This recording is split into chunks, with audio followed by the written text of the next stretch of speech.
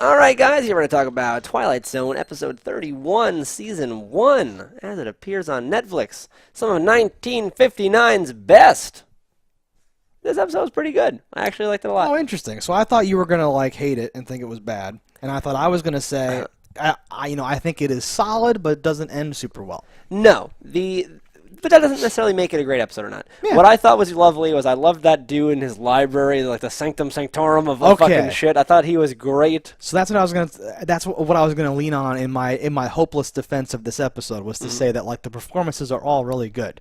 Even like the dumb chick who was probably like the worst was like pretty good. And the guy in the beginning who's like, ma'am, $1 for your place and all that stuff. That guy was really good. I don't think first place should be worth the same as third. But his whole like flim flam man rap of like, well, this is outrageous. I have to get in front of the and his whole business, and he like directs him to like Professor Demon, I think his name is Damon. Have you pronounced that? Yeah, super like and of course Niles Crane in like the main role of like the nebbish like dude, like awesome all around. Yeah, but a super big fan of the Professor whatever man. I thought he allowed this to make him hate himself more than it should have. Like he shouldn't have had to kill her.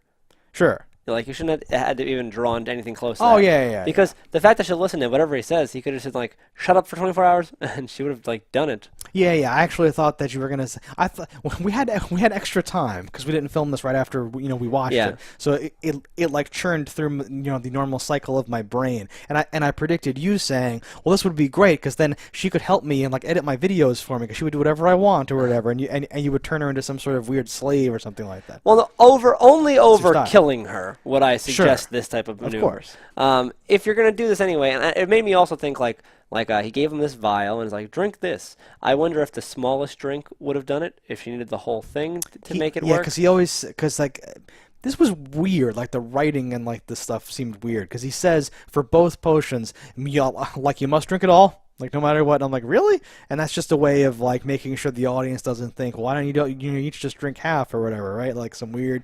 Well, because my thought was, I'm like, if you took a little sip, would she just be like you, but not like be crazy about you? Right, yeah. Or like, does it not take that much? Could you potentially give this to like 6 people? Yeah, well, and it only costs $1. It's cheap Can enough, you buy more than one of this thing? Can more than one people love you? Right, so there's a bunch of questions there that aren't directly addressed, and it's kind of helped by the fact that the customer, the main guy, seems kind of dumb. Yes. But yeah, no, there's a bunch of like things like this is supposed to be like a be careful what you wish for like thing. Yeah. And like if you just work backwards from there, like I sell love potions for dirt cheap. I sell solutions to when things don't work out like the way you had hoped or planned for like super expensive. Like that concept super great.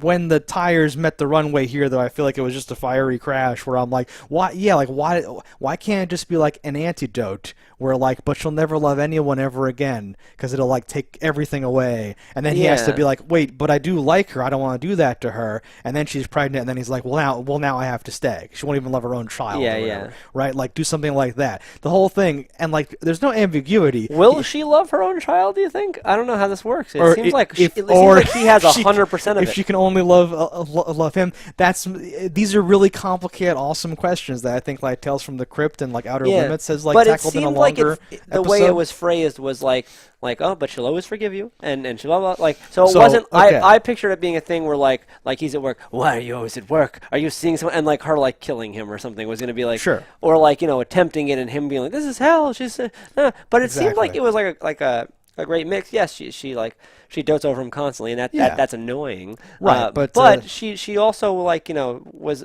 well rounded in that like it wasn't like an obsessive compulsive thing. She would to a nature be like, oh, I could smoke your pipe all day every day to make it perfect for you. Like so she's like obsessive in that regard, but nothing that wasn't directly affected by him. Right, like she was smothering him, but it like and that's what I was saying, like, there's no ambiguity about this, like, solution. He calls it, like, the Devastator, the Desolator. The glove cleaner, I thought. Well, yes, but he like rattles off some yes. He calls it the Eradicator, and he says it will leave no trace. It will do this. It is perfect for its purpose or whatever. Like it's very clear that it's poison that's going to kill her, right? That's the whole point of it. That's how I took it. And he's framing it up like, and you will not go to jail for this murder because no one can prove that you killed. Like, but that's like you're saying, that's so crazy and extreme just because she's like smothering him and like doesn't have her own like right because she like asks like a million questions potions, like, well, how do you want me to do it? How high should I jump? And he's like, oh, this is so annoying. But that's not. You don't kill someone because they're too in love with you and it's annoying, right? Well, typically no. That seems like a very extreme and like inappropriate. Twice in a lifetime you do that. I mean, you want to you only get a few. You want to use them sparingly. So she had the most amazing apartment I've ever seen in my life. It looked like a queen lived there. And then they don't move into that one. They move into his, which looks also amazing in a different direction. You're like, what the fuck? Does everybody in like in the 1950s have a fucking like 12-foot ceilings or more than that? Probably like 20-foot ceilings. See, land was cheaper back then, so obviously they have to live in the greatest place. There were less people. But you were saying something that I wanted to say something about when he goes and the glove cleaner and the person. Say something? Well, my natural thoughts on this would be like, oh, it's $1 for love potion. I'm gonna buy a buttload of this shit.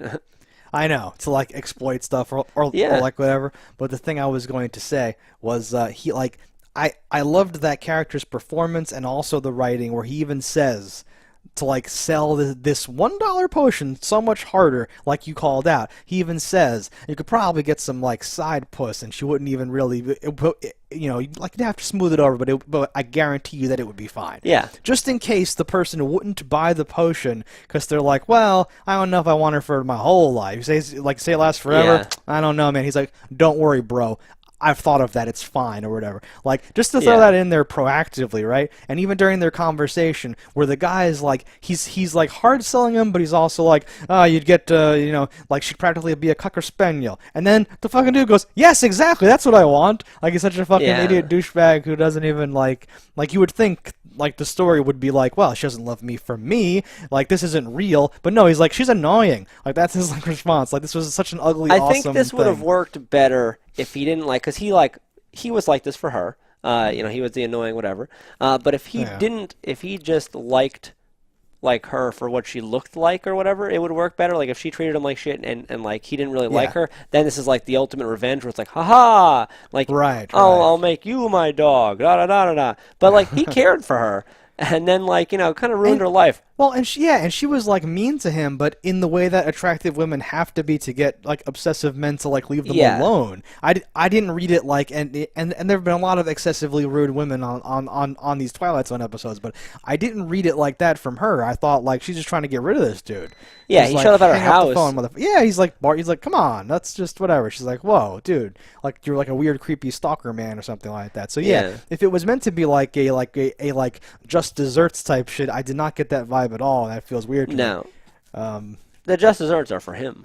The Justice Desserts. Yeah, so what he wants is actually his curse. Oh, stuck with you forever. And it was so sudden and it's so close to the end. There's no, like, time to, like, debate it or whatever the fuck, right? But he could have said anything to her and she would have done it. He could have been like, I want you to get a job and be the hardest worker there. And like she would have been like, oh, she's rising through success. Yeah. Like he could have said, I want you to hit the gym all day, every day, and she would have been like a monster and protected him. He could have said anything. No, I know, but for some reason it had to be this way. And like I thought they were setting something up where like he would drink the potion instead or something, but he just drops the glass and it breaks, right? There was there was no like I wonder what would happen if he died. Gut-wrenching thing. Yeah, would she be free of the curse or would she just love his bones? Would she like puppeteer his ass? I don't know. There's a lot you could do with this again. So that's what's so good about the Twilight Zone. Yeah. These concepts are like, ooh. But much like the last episode where I'm like, it's not really the hell that I think I'd be fine with it. Like I don't think it's the hell you thought it was. No, and that's why we a demonic professor would never offer us a $1 love potion because we would just make a fucking army of fembot slaves. I'd be like, I got like $100. Can I get like all the potions? Can you break a 50 or actually just do you have like a case of these potions maybe? Like, oh shit. Well, so what would you do now? You do have a case of the potions. What is your goal now? You'd have to have an army of like sex slaves / whatevers. What was that? How would you go about that? You gotta make someone drink something. It would be you just force it. Then you just grab them. I just grab them and make them drink it. No, it would be like I was trying to like find something in my head and I couldn't find it. I pictured the Pepsi challenge. Can you tell which is both Coke? Of them? You tell which is Coke and which is Pepsi. Yeah. We have to blindfold you. Get the old XL2 like you're doing like a fucking TV spot. Yeah, no, you'd have to get them to drink it. But I was trying to find like there was some character on some movie or some show that just had like an army of like female like slaves like that was Austin Powers. Totally devoted. The robots. Well, I said fembots before, but what I found in my head instead was Conan the Barbarian with what's his name? Why can't I think of his name? James Earl Jones, who was just like, oh, you think that steel is powerful? It's it is flesh that that's powerful. And there's a girl like up on the mountainside, and he's like, come to me, child, and she just walks off and kills herself or whatever. Yeah. So I'd be like that snake James Earl Jones man. I think it'd be an interesting way of trying to think about how you could take over the world using nothing but love potions. Because once you get like a couple of like a very attractive man, you get a very attractive lady, and then just have them hand them out. Yeah, does it work on men? Why not? You just probably do it, right? Yeah. I'd be like The Rock. You'd love me now. Relax, Rock. You're not getting it. What? Relax, Rock. I can't stop The Rock. He wants it too bad. He's gonna get it. No, because it's like, okay, I want you to do this movie. I want you to do this thing. Just ask them, like, yeah. That is the angle that I thought you were going to come in prepared to say, like, here's my plan to take over the world with these love potions. Yeah. With a steady access to $1 love potions. That guy would, like, board up the door. No more. I'm not selling any more love potions. Are you sure you don't want any glove cleaner? Fuck your glove cleaner. Well, no. Step 1 is you get The Rock to drink one. Okay. Step 2 is you have The Rock force that guy to drink one. And then he just makes them all for you because he loves you. And now that guy loves you and makes whatever potions you want. Yeah. And it's this cyclical thing where, like, eventually the entire world gets turned into love potions. Sure. No, I like it. I like it a lot. There's nothing more to say. Yeah. All right, guys. That's our thoughts on this episode of Twilight Zone. Let us know in the comments below what you thought about this episode. Don't die in a fire, and we'll see you next time.